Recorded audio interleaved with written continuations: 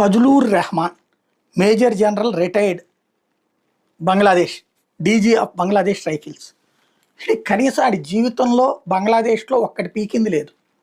పాకిస్తాన్ వాళ్ళు ఒకనాడు అత్యాచారాలు చేస్తుంటే, చంపుతుంటే దిక్కుబొక్కు లేక భారతదేశంలోకి 1 కోటి మంది అయ్యా మమ్మల్ని బతికించండి, మమ్మల్ని రక్షించండి అని వస్తే వాళ్ళకు పక్కన తిండి పెడుతూ, రెండో పక్కన వాళ్ళ కోసం ఒక దేశాన్ని తీసి ఇచ్చినటువంటిది భారతదేశం.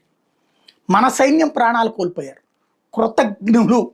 కృతజ్ఞత వేరు, కృతజ్ఞులు వేరు. వీళ్ళు పరమ కృతజ్ఞులు, పరమ నీచులు, పరమ దరిద్రులు అనడానికి సజీవ సాక్ష్యం. ఆనాడు తర్వాతనే ఇట్లాంటి దరిద్రులందరికీ ఉద్యోగాలు వచ్చినాయి. లేకపోతే పాకిస్తాన్ ఆర్మీలో వీళ్ళని కుక్కలను చూసినట్టు చూసేవాళ్ళు, పందులను చూసినట్టు చూసేవాళ్ళు. అట్లాంటి స్థితిలో వీళ్ళకి అవకాశాలు లభించినాయి. ఈ లభించిన అవకాశాలు తీసుకున్నటువంటి ఇప్పుడు భారతదేశం నుంచి 7 ఈశాన్య